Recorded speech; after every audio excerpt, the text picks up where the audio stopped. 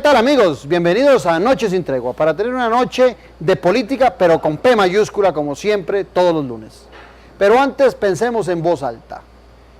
En política se dice que no hay político muerto, que siempre los políticos están vigentes, que cuando usted espera que un político salió del escenario, de repente aparece con un fuerzón.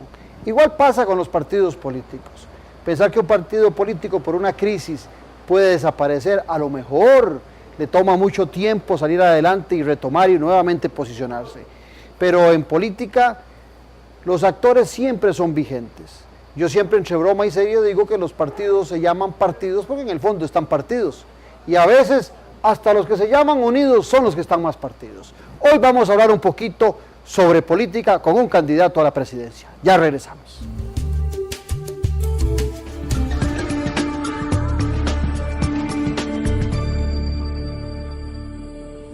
Venimos en Noche sin Tregua haciendo un esfuerzo para que usted conozca a los candidatos a la presidencia de la República. Hoy no es la excepción.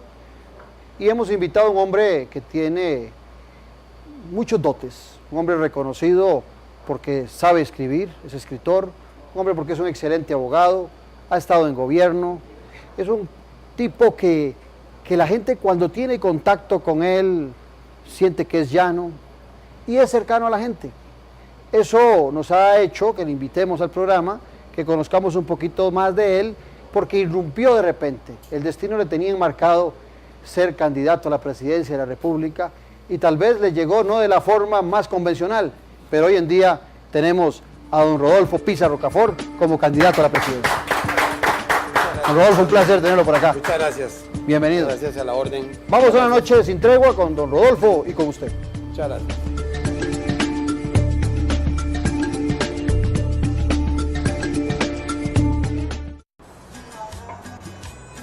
¿Y usted qué?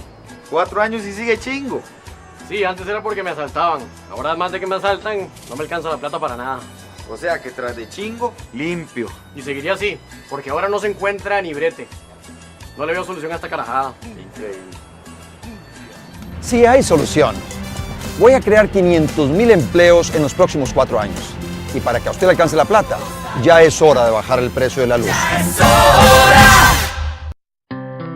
La piel no olvida. Proteja su piel de la radiación solar de cada día y evite quemaduras severas desde la niñez. Especialmente, cuídese en las horas de más peligro. El cielo nublado y la temperatura fresca dan falsa sensación de seguridad. Los rayos ultravioleta no se ven, pero están allí. Use bloqueador solar cada 2 horas si va a exponerse ocasionalmente al sol. Caja Costarricense de Seguro Social.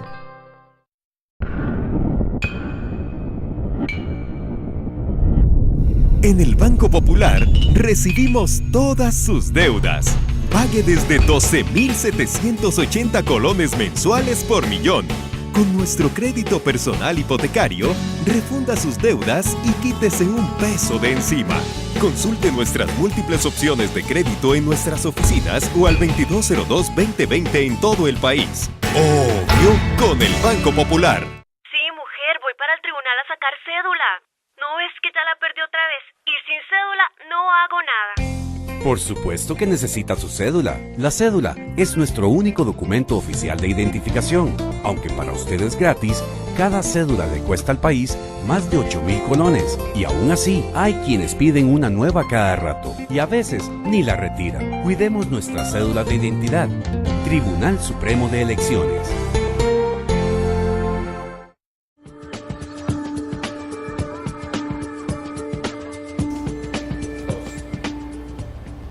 La vida da muchas vueltas. Hace 22 días en esta mesa tenía yo a don Rodolfo Hernández Gómez, Rodolfo I de la Unidad Social Cristiana, y no habían pasado 3 días de la entrevista y Rodolfo I había abdicado de la posibilidad de ser candidato a la presidencia de la República.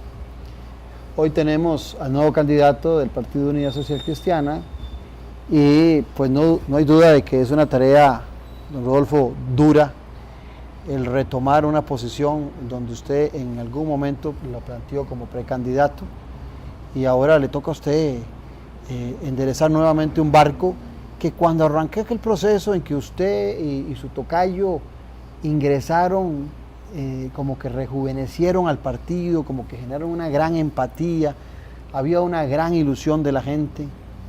¿Cómo se siente usted que ha vivido tanto el proceso de las internas como ahora siendo candidato del Partido Unidad Social Cristiana? Muchas gracias, Claudio. A la orden, muchas gracias a todos los televidentes. No, me siento muy bien,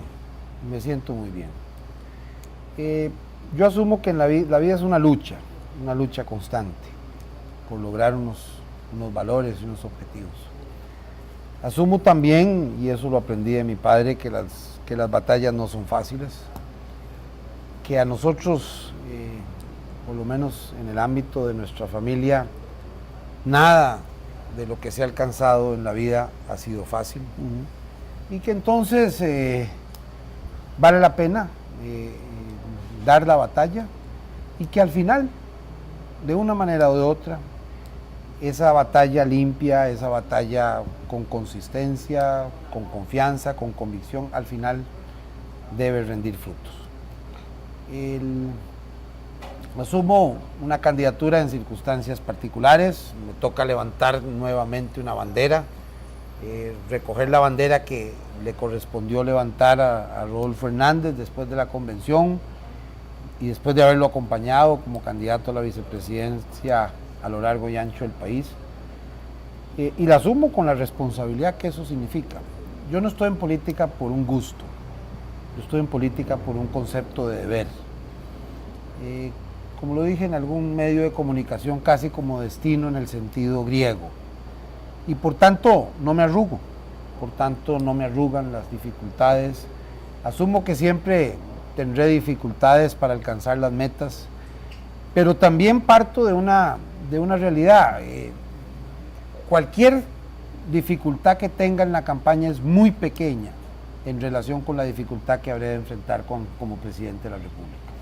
Usted ya había sido inclusive escogido por el doctor Hernández como vicepresidente de la República, como que en el destino estaba sustituirle a él antes o después, pero como que en su destino estaba la posibilidad de que usted apareciera.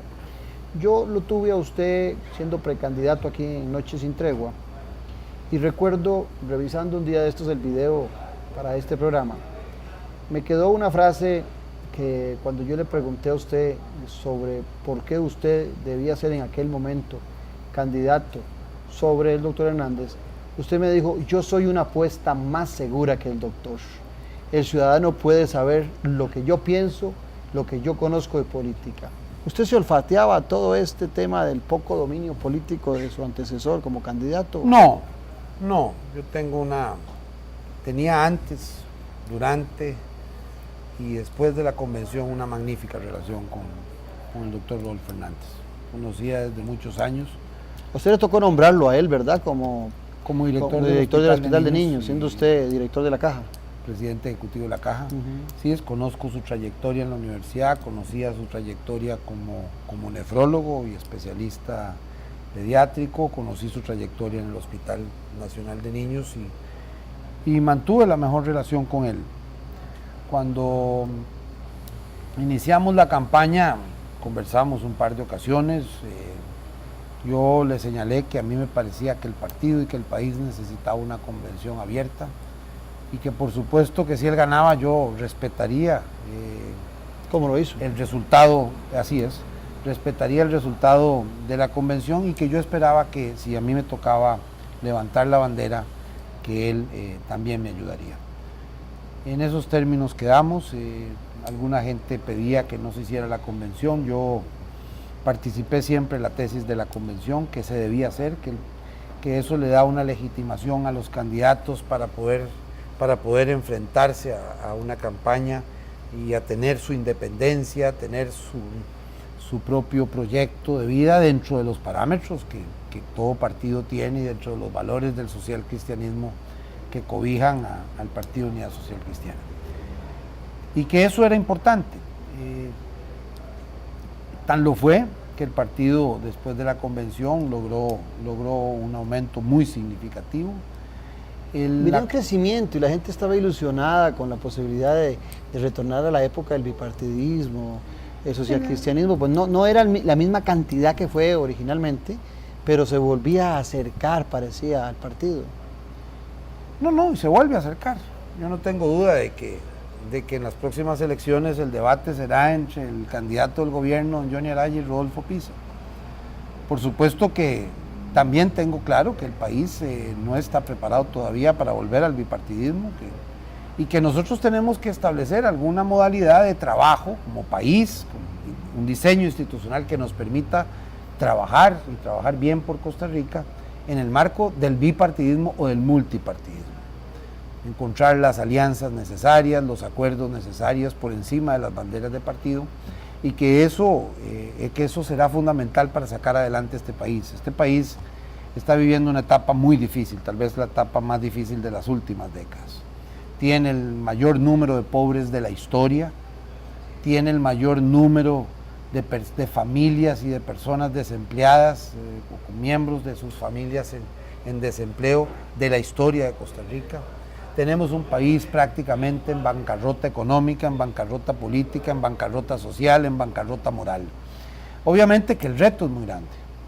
Yo recordaba una cosa a propósito de estos días de turbulencia y lo señalé un poco al inicio de mi discurso de aceptación de campaña. 196 años, 92 años de vida independiente nos observan. 73 años del primer gobierno social cristiano de América nos antecede.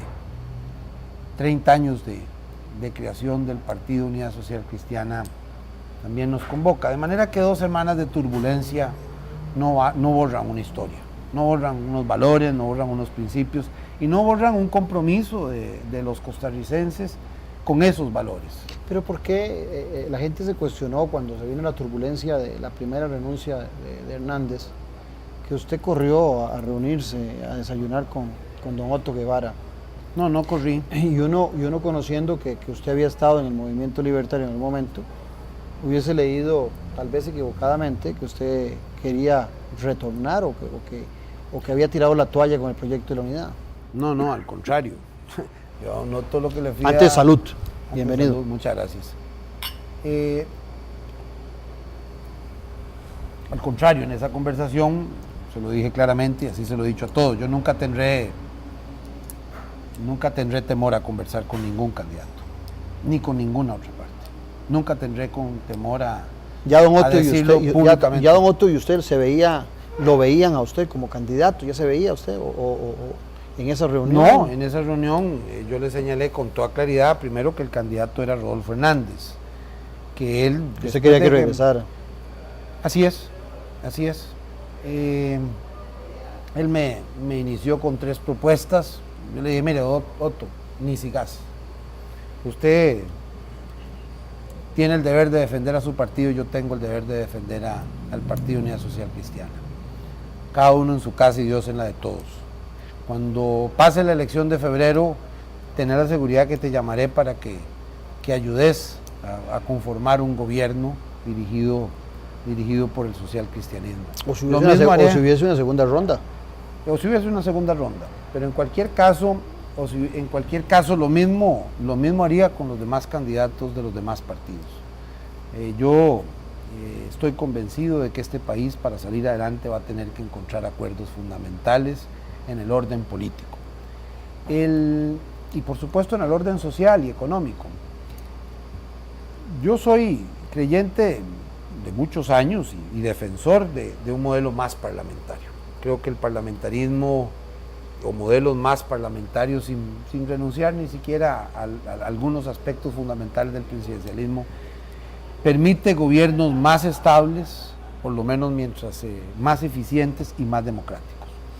Y permite construir mayorías cuando existe un multipartidismo y que Costa Rica necesita garantizar acuerdos políticos fundamentales para gobernar. Así que cuando he tenido conversaciones con don Luis Guillermo Solís han sido en la misma dirección. Usted tiene el deber de defender a su partido, yo tengo el deber de defender al mío, pero siempre hemos de encontrar acuerdos en el futuro para poder llegar hacer un magnífico gobierno. Usted llega al partido, un partido donde en la primera etapa en la convención pierde 77-23, o sea, aproximadamente de cada 5 socialcristianos, de esos 150,000 que fueron a votar, según los números del partido, 4 estaban con Hernández y 1 estaba con usted. Bueno, los números no son exactamente así, son un poco superiores los míos, pero en cualquier caso sí, había una victoria de 70% contra prácticamente 30%, de manera que eran alguna diferencia hay en los números finales. Más de 35,000 costarricenses que votaron por Rodolfo Pisa en esa convención, mucho más que todos los que votaron juntos en la otra convención que fue la del PAC. De manera que yo, único, en esa convención, aún perdiendo, tuve mucho más votos que todos los candidatos es un dato interesante del PAC. Pero ahora, la pregunta viene, ¿cómo hacer para que ese 4-1 o ese 3,5 a 1,5, como usted quiera presentarlo, que no estuvo con usted en la convención, ahora sí estén con Rodolfo Pisa? Porque había algo de su contrincante que le llamaba la atención, y usted ahora se le adelanta a la vicepresidencia, porque como decía yo antes, y tiene que asumir la responsabilidad que en un momento no la había pensado. ¿Cómo conquistar a ese socialcristiano? ¿Usted lo encuentra fácil? ¿Ha caminado? ¿Ha hablado con ellos y siente que se van a mantener con la misma fuerza que tenían? Yo creo que sí, Hay una etapa de desánimo que se reflejará en alguna encuesta de estos días, pero muy rápidamente ese desánimo se convertirá en fuerza, fortaleza. A mí me toca levantar una bandera cuando un candidato decidió no seguir con la bandera. Yo la asumo con mucha responsabilidad, la asumo como una carrera de relevos. A mí me toca llegar al final. En un tope reciente que fuimos juntos, el doctor Hernández y yo, en Pocosí, en Guapiles, a mitad del camino me pidió que cogiera el caballo, que él se iba a bajar y que yo siguiera adelante con el caballo. Me monté en el caballo y completé el tope. Ese es el deber, incluso el deber de un candidato a la vicepresidencia, que siempre tiene que asumir que en caso de que el presidente o el candidato a la presidencia no pueda seguir, él está obligado a tomar. Era una fórmula atractiva de ustedes dos ahí, uno como candidato y otro como vicepresidente. Yo creo que era una fórmula complementaria, una buena relación, un gran respeto. Al fin y al cabo, respeté la decisión de la convención y respeto ahora la decisión de la asamblea del partido. Yo pedí expresamente que no aceptaría ganar por mayoría en la Asamblea Nacional del partido si no se ponían de acuerdo todos los grupos. Cuando ocurrió eso, me llamaron y me dijeron que si yo aceptaría ser candidato a la presidencia, entonces dije, en esas condiciones sí. Con un partido unido en la Asamblea, yo acepto asumir esa tarea.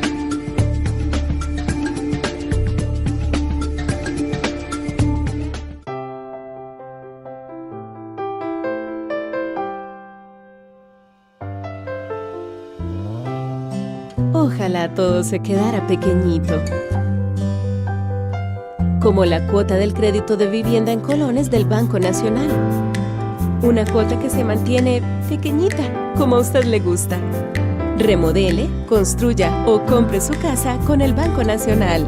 Banco Nacional, en crédito hipotecario más cerca de usted. Celebre con Construplaza 12 años, con los detalles que hacen la diferencia. Tenemos descuentos de hasta el 50% en artículos seleccionados en loza, grifería, electrodomésticos, pisos, iluminación, hogar, herramientas y todo para embellecer su casa. Aproveche esta oportunidad de decorar, construir o remodelar su casa. Construplaza, los detalles que hacen la diferencia. La piel no olvida. Proteja su piel de la radiación solar de cada día y evite quemaduras severas desde la niñez. Especialmente, cuídese en las horas de más peligro. El cielo nublado y la temperatura fresca dan falsa sensación de seguridad. Los rayos ultravioleta no se ven, pero están allí. Use bloqueador solar cada 2 horas si va a exponerse ocasionalmente al sol. Caja Costarricense de Seguro Social. ¿Ya y usted qué? 4 años y sigue chingo. Sí, antes era porque me asaltaban. Ahora, además de que me asaltan, no me alcanza la plata para nada. O sea que tras de chingo, limpio. Y seguiría así, porque ahora no se encuentra ni brete. No le veo solución a esta carajada. Increíble. Sí hay solución. Voy a crear 500.000 empleos en los próximos 4 años. Y para que a usted le alcance la plata, ya es hora de bajar el precio de la luz.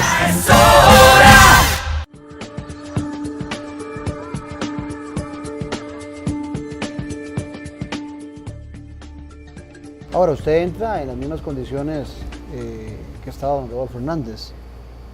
Los dos expresidentes siguen estando en el partido, eso es obvio. Los diputados o los candidatos a diputados de la unidad no los escogió usted, tampoco los escogió don Rodolfo. No tuvieron la oportunidad de poner algunas fichas como los demás partidos para tener algún brazo político ahí a lo interno. El presidente del partido sigue siendo el mismo. El diputado, en primer lugar, de San José, que fue tan cuestionado alrededor de la figura de don Rodolfo, sigue siendo don Humberto Vargas. Yo digo que, entre broma y serio, que el apellido Vargas debe tener a don Rodolfo Hernández muy acongojado, ¿verdad? Tuvo problemas con el presidente Vargas, con el Humberto Vargas le enredó un poquito, y con el periodista Víctor Hugo Vargas también. Entonces, como que hubo mucho conflicto alrededor de tanto Vargas, y usted sigue en el mismo escenario, a excepción de una o dos figuras que no están por ahí. Eso no, usted tiene más habilidad política, como decíamos antes, pero es el mismo escenario conflictivo que había en el partido. ¿Usted ha podido paliar algo de eso? Yo no encuentro que exista un problema grave. Obviamente hay diferencias y siempre existirán diferencias en el seno de los partidos. Obviamente, y yo soy transparente en ese sentido, y lo digo a todo el mundo, tenemos un partido, yo acojo un partido que tiene unas deudas del pasado que tenemos que asumir. ¿Qué heridas que sanar? Que tenemos que... pero yo asumo que si me meto a coger café voy a toparme coloradillas y me voy a topar problemas. Y si no soy capaz de resolver y sobrepasar esos problemas en el seno de un partido, ¿con qué cara puedo pedirle el voto a los costarricenses para resolver problemas mucho más serios, mucho más complejos desde el gobierno de la República? Los expresidentes Calderón y Rodríguez efectivamente cometieron un error, y la justicia y la sociedad se los ha cobrado, pero también uno no puede obviar de que en sus administraciones hubo cosas importantes de los cuales su partido en algún momento sumó. En la administración de don Rafael Ángel Calderón, y inclusive la de don Miguel Ángel Rodríguez, le permite una reelección por primera vez a un partido desde la Segunda República, diferente a Liberación, reelegirse. O sea, también habían cosas interesantes de esos dos presidentes que cometieron errores hoy muy caros, pero que uno no podría decir que son figuras que en un partido podrían desdeñarse, hacerse a un lado. Le digo esto porque recuerdo perfectamente aquí, mientras yo entrevistaba al doctor Hernández, me aseguraba él que los presidentes Calderón y Rodríguez no estaban en su campaña, y 3 días después estaba exigiéndoles que salieran de la campaña. Él decía, no les pido, les exijo. Y aquí mismo en este programa nos había dicho a los televidentes y a mí que no estaban. ¿Qué papel ve usted a ellos jugando? Porque usted es un hombre cercano a ellos. Con don Miguel Ángel, en ambos gobiernos usted participó, a diferencia de don Rodolfo Hernández. Usted los conoce más, su relación debe ser más cercana a ellos. ¿Qué papel los...? Bueno, yo no sé si más cercana, pero en cualquier caso voy a decir algo muy claro. A mí me parece, yo los valoro a ellos como expresidentes. Valoro sus obras como expresidentes. Sus acciones individuales fuera de la presidencia es un tema que no me corresponde juzgar a mí, que le corresponde juzgar a los tribunales. Y así lo expresé en un artículo con ocasión de las circunstancias que llevaron a los juicios a ambos expresidentes. Yo les tengo un gran respeto, creo que ellos le tienen un gran cariño al partido, los partidarios le tienen un gran cariño al partido, pero Rodolfo Pisa tiene la independencia y la capacidad para liderar un nuevo gobierno y un nuevo partido. Y las figuras de Laclé, Chaverri, Fajardo, Guardia, que son hombres preparados, inteligentes, ¿Retornarán? Yo espero que todos retornen. Yo tengo las puertas abiertas a todos los líderes del partido. ¿Ha hablado con ellos? He hablado con ellos. Ellos están pendientes de tomar decisión o no tomar decisión y yo la respetaré la decisión que tomen. Pero sí, voy a hablar con todos los líderes del partido históricos de manera que entiendan que hay una nueva propuesta, un nuevo liderazgo, una independencia de criterios, una visión de país, unas convicciones y unas decisiones que necesita el país para salir adelante. Esto que voy a decir es lo que pienso yo como analista político y quiero dejarlo aquí patente y que usted me lo comente. Yo siento que el doctor Rodolfo Hernández ya había llegado, se había neutralizado, su crecimiento se había detenido desde la convención, había generado una buena expectativa y después su falta de presencia escénica en debates, que inclusive era usted que le tocaba en algunas ocasiones irlo a representar, había estado pasando factura, había alguna gente que ya había perdido encanto sobre la figura del doctor. Repito, esto lo digo yo como analista. Y creo que en ese espacio que se genera, la presencia suya le da un bagaje político, es una figura más reconocida que el doctor, pero le quita un poco el corazón del doctor y aquellas añoranzas del doctor Calderón y este doctor que atendía a niños, que le daba mucha sensibilidad. Personalmente creo que usted tiene más potencial político para desarrollarlo en una campaña, pero está en un partido que no tiene recursos. Usted es conocido, pero no lo suficientemente para una campaña electoral que es tan corta. ¿Cómo hacer chocolate sin cacao? Bueno, espero tener algo de cacao para hacer un buen chocolate. No tendremos los mismos fondos que tiene el partido del gobierno, pero a mí eso no me arruga. Tendremos algunos fondos. Tiene un partido que se lo dejó bien endeudado del anterior candidato Luis Fishman, le dejó bastantes deudas a la Unidad Social Cristiana y ahora ya no está ahí. Tendremos que asumir esas deudas con responsabilidad. Mi primera acción ha sido intentar resolver primero el tema de la caja, al renglón seguido el tema de FODESAF y bueno, pedir la cooperación de los candidatos a diputados, de los líderes del partido, para que todos poco a poco arrimen el hombro y terminemos de resolver esas deudas y por supuesto ya poder acceder a algún fideicomiso que nos permita hacer una campaña decorosa. En eso estoy. Repito que a mí me parece que al final el dinero es necesario, pero no compra los votos. Al final, el 2 de febrero, los que van a votar son los costarricenses, no los millones. Y por tanto yo espero que las propuestas, que el talante personal, que la sinceridad. ¿Y usted quiere luchar por ser segundo o por ganar las elecciones? No, pero viendo el mapeo, no. Por Yo sé que usted me va a decir que usted quiere ganar las elecciones, yo se lo tengo Sí. claro. Pero desde el punto de vista estratégico, ¿usted cree que es posible que algún partido le gane a Liberación Nacional en primera ronda? Sí. Yo lo veo bastante difícil. No, yo lo veo perfectamente posible. Pero Percibo un olorcillo ahí a segunda ronda, que ahorita es un olorcillo y puede volverse un tufo en determinado momento, pero ¿cree usted realmente que podrían ganar en primera ronda? No, yo lo veo perfectamente posible, no le digo que perfectamente seguro, no hay nada seguro en la vida, al final son los costarricenses los que tienen que decidir. Y los costarricenses tienen mucha inteligencia más allá de las campañas electorales y de los debates e incluso de la parafernalia de la propaganda política. Al final los costarricenses, una vez que conocen a los candidatos, tienden a escoger por una trayectoria, por una historia, por unas convicciones y por supuesto también por una experiencia, por un equipo de trabajo que garantice un gobierno mucho mejor. Yo tengo la confianza de que podemos ganar en primera ronda y si no fuera el caso, tengo la confianza de enfrentarme en la segunda ronda al candidato del gobierno y dar la pelea para asumir la presidencia el próximo 8 de mayo del 2014. En algún momento lo oí a usted hacer una referencia de que en este cambio que se requería en gobierno, la única posibilidad era el Partido Unidad Social Cristiana porque era el único que tenía la experiencia en gobierno. Y le pedía a usted, a los que lo estaban oyendo en ese momento, o a los que lo estaban leyendo, de que no le apostara a la inexperiencia de los demás partidos, que la unidad sí tenía experiencia y sí tenía gente para llenar esos diversos puestos que tiene la administración pública.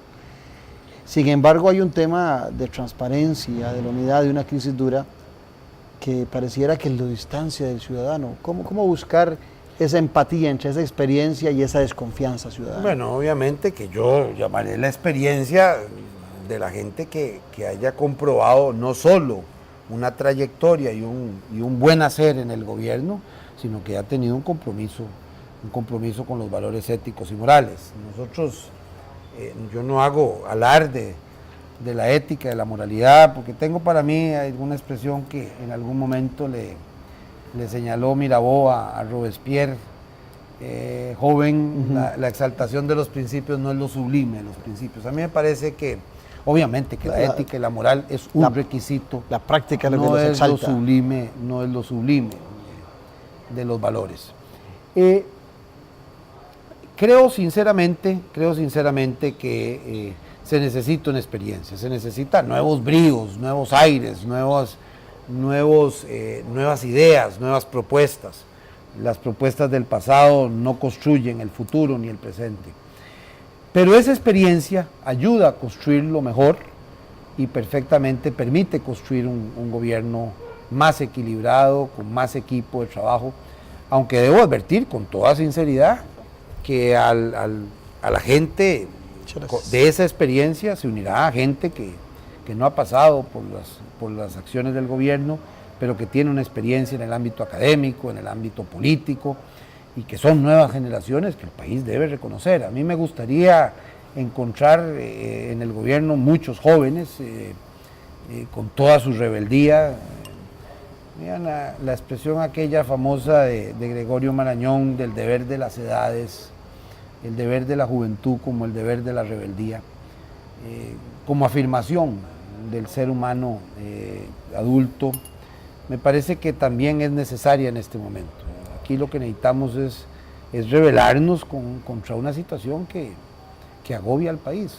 En este momento, repito, usted recorre el país y usted encuentra una situación lacerante. Yo soy de la tesis de que este gobierno que viene o es el punto de inflexión o es caer en el abismo y buscar en el 2018 el punto de inflexión. Ya el país requiere un cambio rotundo de vía y requiere acercar más a los ciudadanos y dejar de ver esto como un partido de fútbol en donde se defienden las camisetas, dejando de lado la principal, que en este caso sería la de la selección política, que serían todos los ciudadanos. Ahora, cuando yo reviso su bagaje político, le encuentro que usted fue en la administración de Calderón Fournier, director de Reforma del Estado, y que después en un gobierno no social cristiano, en el actual, la presidenta Chinchilla llama a un grupo de gente que ella misma denomina como notables para tocar reformas del Estado, y creo que desde esa perspectiva usted conoce muy bien lo que está pasando en el país y que se requiere. Antes de entrar a esos temas, quisiera hacerle un ejercicio que he hecho con los demás candidatos. ¿Por qué yo, Claudio Alpizar, el ciudadano, tiene que votar por Rodolfo Pisa y no por José María Villalta? Bueno, por dos razones esenciales. En primer lugar, porque sin falsa modestia tengo la visión, la convicción y la decisión de dirigir este país. Porque sé encontrar los equilibrios. Que eso no tiene José María Villalta. No, los tiene en menor grado. Él tiene la juventud, que es fundamental para iniciar nuevas tareas, y yo tengo una admiración por José María Villalta como legislador, pero creo que todavía le falta esa madurez y el equilibrio político para gobernar un país. Gobernar un país no es tema de un discurso, no es tema de una batalla permanente. Es encontrar en los intereses encontrados fórmulas de acuerdo, articular las diferencias en una visión de país, en una visión de Estado, saber lo que se puede y se debe hacer desde el gobierno por los costarricenses, saber lo que se puede hacer en educación, lo que se puede hacer en la Caja Costarricense. Pero eso, eso lo diferencia usted, eso es, digamos, su propuesta. Pero aquí quiero concentrarlo en las diferencias. Bueno, hay una diferencia en saber, hacer. Mire, y en el caso de Luis Guillermo Solís. Yo de don Luis Guillermo también tengo la mejor opinión. Me acompañó, incluso trabajamos juntos en el proyecto Cumpligana. A mí me tocaba dirigir un proyecto de derechos laborales en Centroamérica y República Dominicana, y por 2 años él fue asesor del proyecto.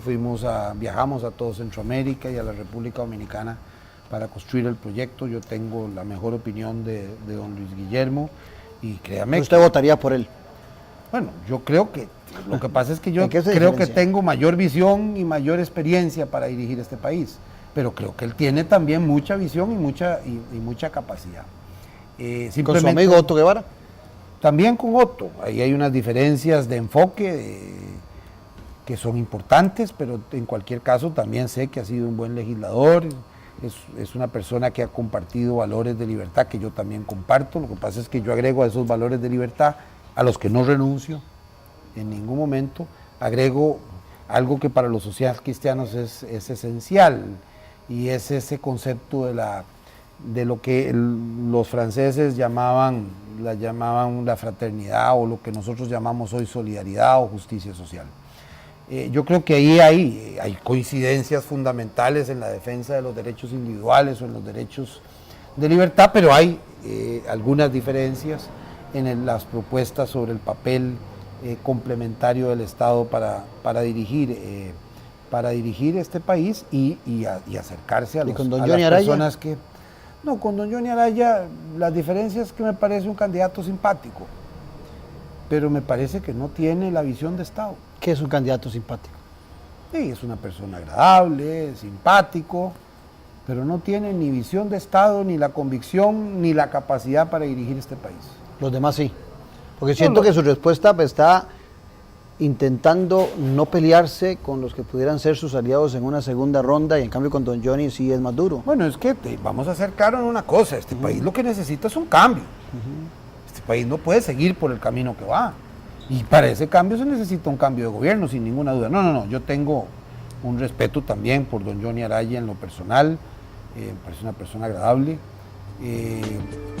pero eso es un tema aquí de lo que se trata es de quién es la persona que puede dirigir este país y sacar este país del marasmo, de la desesperanza.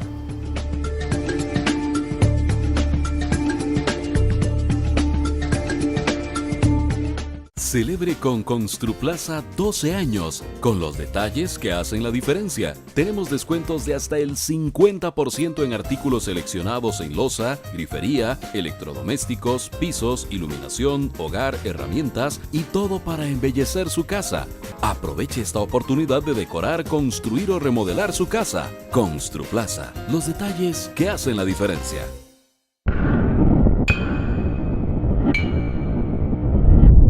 En el Banco Popular recibimos todas sus deudas. Pague desde 12.780 colones mensuales por millón. Con nuestro crédito personal hipotecario, refunda sus deudas y quítese un peso de encima. Consulte nuestras múltiples opciones de crédito en nuestras oficinas o al 2202-2020 en todo el país. Obvio, con el Banco Popular. La Universidad de Costa Rica y el SICAP le invitan al tercer Simposio Internacional celebrando el Mes de la Calidad. ¿Conoce casos de éxito de la implementación de las normas de certificación de la calidad? ¿Conoce sobre las normas de certificación de la calidad de procesos logísticos, TI y responsabilidad social? ¿Sabe cómo empezar a implementarlas? Puede también inscribirse en el minicurso de su interés. Este 14 de noviembre en las instalaciones del SICAP. Para más información puede llamar al teléfono 2511-1491. Pero llame ya, porque el cupo es limitado.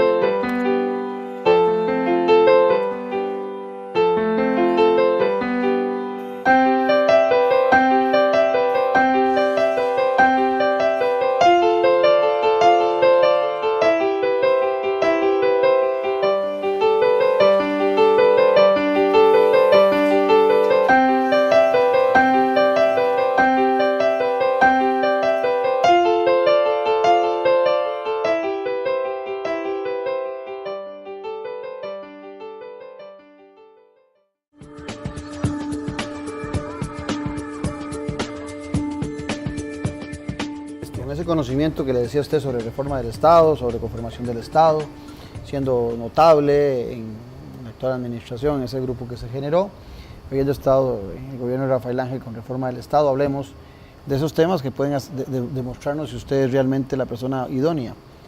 Aquí le traigo varios temas y vamos a tratar de tocarlos. Educación, ¿qué haría usted por la educación en Costa Rica? ¿Leyó el último informe del estado de la educación? Sí, efectivamente, me lo leí con cuidado, me leí las propuestas fundamentales. Primero que reconocer que hay algo que no hemos hecho bien en la educación, y no se trata del monto que asignemos como porcentaje del presupuesto o como porcentaje, en el caso costarricense, del Producto Interno Bruto. Parece que eso no es lo esencial. Costa Rica es uno de los países que más gasta en educación, y sin embargo no somos el país que tiene la mayor escolaridad en la América Latina. Hay 8 o 9 países que nos superan en escolaridad. Hay 8 o 9 países que tienen más graduandos, más porcentaje de su población que se gradúa de la secundaria. Nosotros nos hemos quedado atrás. Yo creo que se ha hecho un esfuerzo en esta administración y reconozco los avances en ese sentido, pero hay un tema de enfoque, de gestión, de prioridades, de ilusionar a los estudiantes con la educación que ha faltado y que da lugar a un problema fundamental. ¿Cambiaría usted el bachillerato? No, a mí me parece que el bachillerato está bien mantenerlo, no se debe exigir, eso sí, para entrar a carreras técnicas o entrar, por ejemplo, a cursos en el INA. El INA nació especialmente para resolver el problema de la gente que no podía graduarse del colegio, pero sí, el bachillerato, para graduarse del colegio hay que tener un bachillerato. Lo que no es justo es poner eso como requisito para estudiar fontanería o para estudiar metalmecánica o para hacer... ¿Y qué haría con la gente que abandona la segunda? Bueno, primero darles todas las opciones. En Costa Rica lo que nos ha faltado fundamentalmente, bueno, opciones de ver cómo volvemos a que vuelva a la secundaria, pero también darles la capacitación en el trabajo, para el trabajo. Yo creo que uno de los éxitos fundamentales en materia de empleo de los países nórdicos y de Alemania es que plantearon el tema del empleo desde la oferta, no desde la demanda. Obviamente que se necesita incentivos y se necesita traer inversiones de pequeña, mediana y gran industria y grandes empresas y pequeñas empresas. Tenemos claro que las pequeñas y medianas empresas emplean prácticamente a la mitad de los trabajadores de este país y que probablemente sin apoyarlas y sin quitarles trabas y sin quitarles trámites difícilmente se van a instalar, pero lo fundamental es trabajar desde la oferta, es decir, preparar a la gente para tener trabajos más competitivos y mejor remunerados. Nosotros hemos fallado en la capacitación para el trabajo y en el trabajo, los contratos de aprendizaje. Nosotros hemos olvidado un elemento fundamental. Vea, en Punta Arenas y en Limón se instalaron unas zonas francas, se les dieron más incentivos que las zonas francas de aquí del Valle Central y llegaron a trabajar 4,000 personas y de pronto casi están desoladas en este momento. Y esas empresas no se fueron de ahí porque les faltaran incentivos, se fueron de ahí porque no encontraron, lamentablemente, y eso lo tenemos que decir con vergüenza los costarricenses, no encontraron el personal capacitado. Mano de obra idónea. La mano de obra. Entonces nosotros tenemos que apostarle especialmente a apoyar a la gente para que aprenda a sacarle mejor el jugo a sus capacidades y a sus condiciones, es decir, a capacitar en el trabajo, con el INA, con los politécnicos, abrir todos los espacios posibles para la educación, para el trabajo. Eso al mismo tiempo que seguimos con la educación académica, es decir, una cosa no quita la otra. Y en las universidades también ligar mucho más la educación al trabajo y a las opciones de trabajo. En el estado de la educación decía que había muchas fortalezas y había muchas debilidades en la educación costarricense, pero que parecía que las fortalezas y las deficiencias no encontraban un punto de intersección en donde unas neutralizaran a las otras. Bueno, hay un tema que no se plantea y que es necesario. Es decir, nosotros como costarricenses hemos negado el papel del profesor. Le hemos dado mucho poder al gremio, le hemos dado mucho poder a las instituciones y muy poco poder al profesor. Y, es decir, poder dentro de unos límites y unas reglas. Bueno, ahí hay un tema esencial. Es decir, en algún momento un estudio no de Costa Rica, sino mundial de los años 90, se enfatizaba en algo que era esencial y que había tenido un éxito profundo en la educación.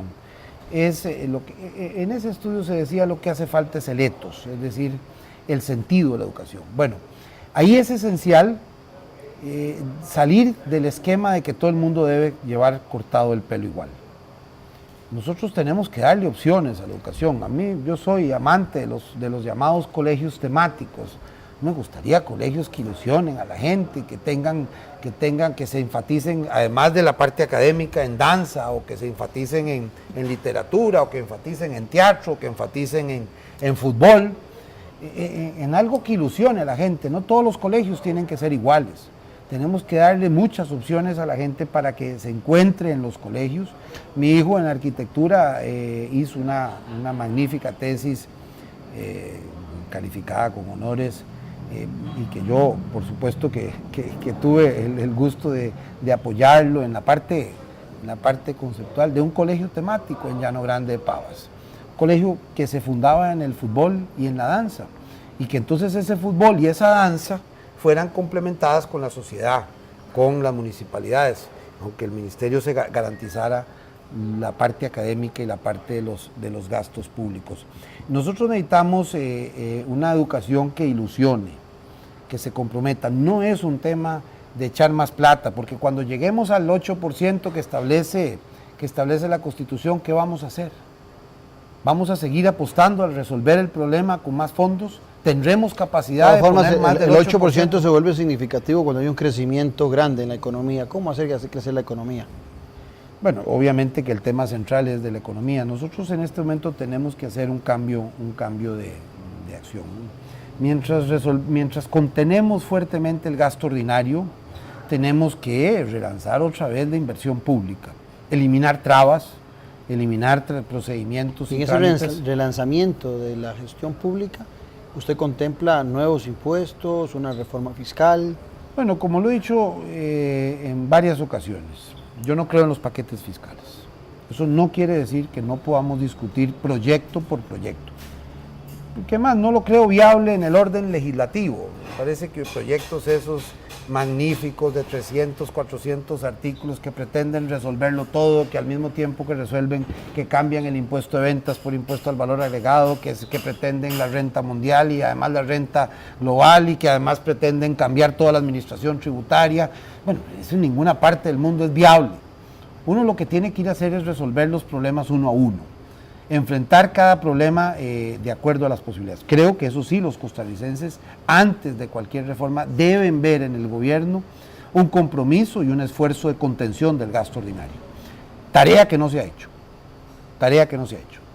Yo no puedo valorar que se haya hecho cuando en este año, solo en este año, y que están pensando que es uno de los más comedidos, cuando se propone un aumento del gasto público en el presupuesto del 11%, cuando la inflación es del 5%, es decir, estamos hablando del 6% en términos reales. Perdonen que hable de temas así muy particulares. Yo no veo que se haya hecho la tarea para contener el gasto ordinario, no lo veo.